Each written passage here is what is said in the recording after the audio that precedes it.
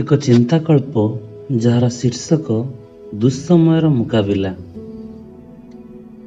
ଏହାର ଅର୍ଥ ହେଉଛି, ଯଦି ଆମ ପରିସ୍ଥିତି ଖରାପ ଥାଏ, ଆମ ସମୟ ଆମ ପକ୍ଷରେ ନଥାଏ, ତାହେଲେ ଆମେ ତାହାର ମୁକାବିଲା କେମିତି କରିବା? ଏହି ସଂକ୍ରାନ୍ତରେ ଏକ ଚିନ୍ତାକଳ୍ପ ମୁଁ ଆପଣଙ୍କ ନିକଟରେ ଉପସ୍ଥାପନ କରୁଛି। ଦିଓଳି ଦୁମୁଠା ଖାଇବା ପାଇଁ ସ୍ୱପ୍ନ ଥିଲା ଏକ ଗରିବ ବ୍ରାହ୍ମଣଙ୍କ ପକ୍ଷରେ। ଭିକ୍ଷାନ୍ନ ସଂଗ୍ରହରେ ପରିବାର ପ୍ରତିପୋଷଣ କରୁଥିଲେ। ଏକ ବ୍ରାହ୍ମଣ ଥିଲେ, ଗରିବ ବ୍ରାହ୍ମଣ, ଯାହାଙ୍କ ପାଇଁ ମୁଠାଏ ଖାଦ୍ୟ ତାଙ୍କ ପାଇଁ ସ୍ୱପ୍ନ ହେଇଯାଉଥିଲା। ସେ ଭିକ ମାଗି ଭିକ୍ଷା ଗ୍ରହଣ କରି ତାଙ୍କ ପରିବାରକୁ ଚଳାଉଥିଲେ। ଯେପରିକି ଆମେ ସମସ୍ତେ ଜାଣିଛନ୍ତି ଯେ ପୁରୁଷ ବ୍ୟକ୍ତିର ଧନ ହିଁ ଶ୍ରେଷ୍ଠ ବଳ।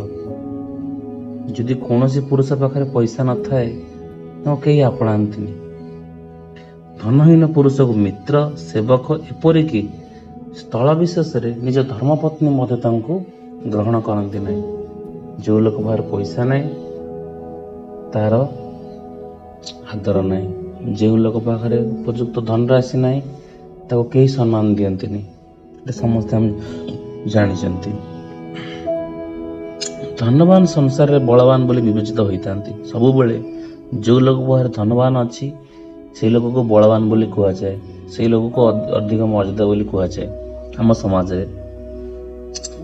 ନିଜର ନିର୍ଧନ ଅବସ୍ଥାକୁ ନେଇ ଏଭଳି ଅନେକ ଚିନ୍ତା ମନକୁ ଆସୁଥିଲା ଗରିବ ବ୍ରାହ୍ମଣଟିର।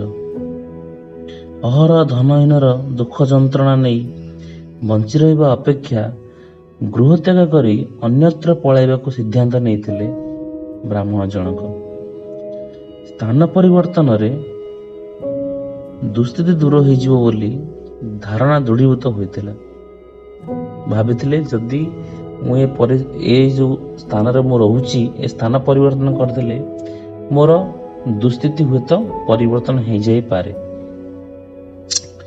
ତ ସେ ମନସ୍ଥ କଲେ ଯେ ମୁଁ ଘର ଛାଡ଼ି ଅନ୍ୟ ସ୍ଥଳ ପଳାୟନ କରିବି। ତ ସେଦିନ ଅମାବାସ୍ୟାର ଘୋର ଅନ୍ଧକାରମୟ ରାତି ଥିଲା। ସେଇ କିଟିମିଟି ଅନ୍ଧାର ଭିତରେ ପରିବାରର ସଦସ୍ୟ ସହିତ ଭଟ୍ଟାମାଟିର ସକଳ ମୋହ ତ୍ୟାଗ କରି ବ୍ରାହ୍ମଣ ସପରିବାରେ ଗୃହତ୍ୟାଗୀ ହୋଇଥିଲେ। ଅମାବାସ୍ୟା ରାତି ଥିଲା। ସେ ନିଷ୍ପତ୍ତି ନେଲେ ଯେ ମୁଁ ଏ ଘର ଛାଡ଼ି ଆଜି ମୋ ପରିବାରକୁ ନେଇ ପଳାଇଯିବି ଅନ୍ୟତ୍ର।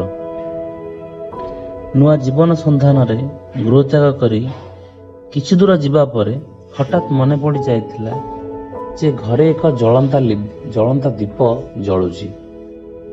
ତ ଦୀପ ସେ ଲିଭେଇ ନାହାନ୍ତି, ପଳେଇ ଆସିଛନ୍ତି। ତ ସେ ମନେ କଲେ ଯେ ଦୀପଟାକୁ ଲିଭାଇବା ଅତ୍ୟନ୍ତ ଆବଶ୍ୟକ। ତ ସେ ଡେରି ନ କରି ତାଙ୍କ ପୁଅକୁ ପଠାଇଲେ, ତମେ ଯାଅ ଆଉ ଦୀପଟିକୁ ଲିଭେଇ ଦେଇ ଆସ।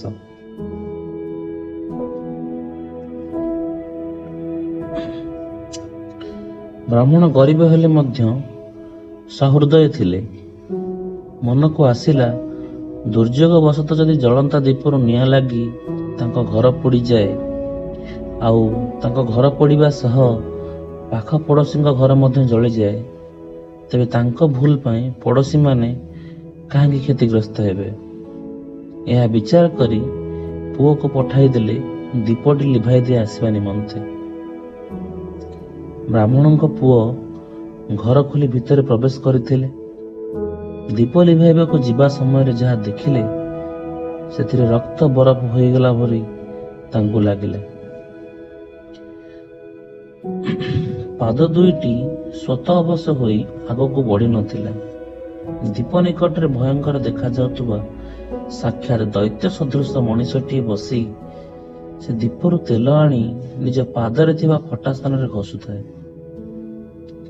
ବ୍ରାହ୍ମଣ ପୁତ୍ର ଭୟାର୍ଥ କଣ୍ଠରେ କହିଥିଲେ, ତୁମେ କିଏ? ସେଠାରେ କଣ କରୁଛ? ବ୍ୟକ୍ତିଟି ବସିବା ସ୍ଥାନରୁ ଉଠି ପଡ଼ିଲା ଆଉ କହିଲା, ତମେ ଜାଣିବାକୁ ଚାହୁଁଛ ତ ମୁଁ କିଏ? ମୁଁ ହେଉଛି ତମ ଘରର ଦୁଃସ୍ଥିତି। ମୁଁ ମୋ ଫଟା ପାଦରେ ଦୀପରୁ ଆଣି ତେଲ ଲଗାଉଛି ଏଥିପାଇଁ, ମୁଁ ତମ ବାପାଙ୍କ ପଛେ ପଛେ ଯିବି। ମୁଁ ଦେଖିବାକୁ ଚାହୁଁଛି ଯେ ସେ କେଉଁଠି ରହିବାକୁ ଚାହୁଁଛନ୍ତି, କେଉଁ ଅବସ୍ଥାରେ ରହିବାକୁ ଚାହୁଁଛନ୍ତି। ମୁଁ ତମ ପଛେ ପଛେ ଯିବି, ସେ ଯେଉଁ ଜାଗାରେ ଯିବେ, ଯେଉଁ ଜାଗାରେ ରହିବେ, ମୁଁ ସେଠି ରହିବି।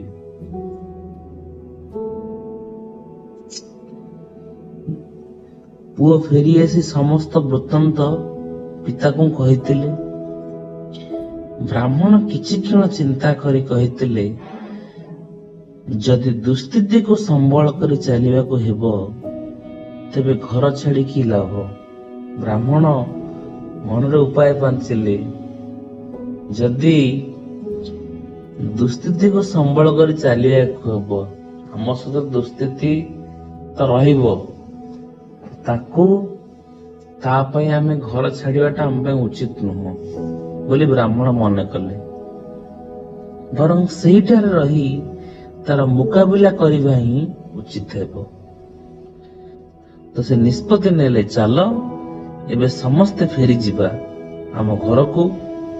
ଏହା ସତ୍ୟ ଯେ ଭୀରୁପରି ପଳାୟନପନ୍ଥୀ ହେଲେ ଦୁସ୍ଥିତି ଦୂର ହୋଇ ନଥାଏ, ବରଂ ଏହା ଛାଇ ପରି ଅନୁସରଣ କରି ସ୍ଥିତିକୁ ଆହୁରି ଜଟିଳ କରିଥାଏ।